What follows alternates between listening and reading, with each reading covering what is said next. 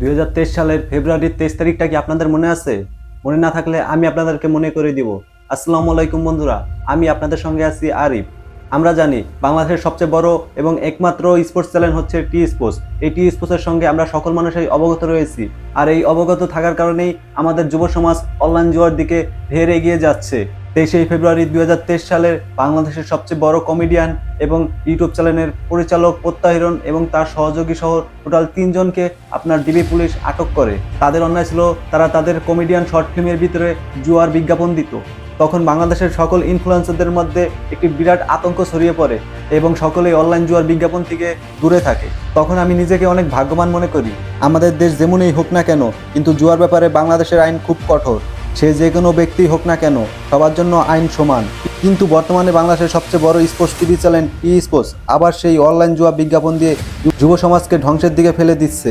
বসুন্ধরা গ্রুপের channel T Sports একটি cricket ম্যাচে 50 থেকে 60 বার জুয়ার বিজ্ঞাপন দেয় চ্যানেলটি। কিন্তু এখানেই শেষ নয়, ম্যাচ শুরু হওয়ার আগে টক শোতে পুরো স্টুডিও অনলাইন জুয়ার স্টিকার দিয়ে ডেকোরেশন করে।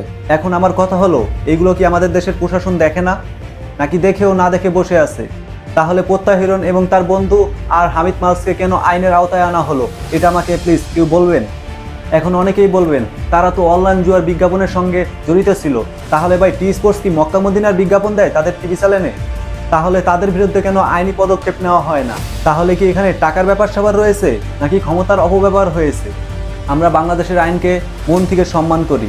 আমি জানি ও বিশ্বাস করি যে বাংলাদেশের যারা ক্ষতি চায় তাদের চেয়ে আইনের হাত অনেক লম্বা থাকে সব সময়। আর এই টিভি চ্যানেলগুলো এই বিজ্ঞাপন যদি বন্ধ না করে, তাহলে বাংলাদেশের যুবক ছেলেরা ধ্বংসের দিকে এগিয়ে যাবে। তাছাড়া বাংলাদেশের টাকা পয়সা সব লুটে নেবে ইউরোপের এই সাইটগুলো। আমরা আশা করি বাংলাদেশে এই অনলাইন জুয়ার সাইটগুলো চিরতর বন্ধ করতে হবে এবং ব্যান করে দিতে হবে বাংলাদেশের সার্ভার থেকে। আর আমাদের দেশের টিভি চ্যানেলগুলো থেকে বিজ্ঞাপন বন্ধ করতে হবে। তো বন্ধুরা, ভিডিওটি সকলের মধ্যে ছড়িয়ে দিতে ভিডিওটি একটা শেয়ার করুন, আর ভিডিওটি ভালো লাগলে অবশ্যই লাইক করুন এবং আপনার গুরুত্বপূর্ণ মতামত জানাতে অবশ্যই একটি কমেন্ট করুন। আর আমাদের সঙ্গে থাকতে পেজটিকে ফলো এবং সাবস্ক্রাইব করুন।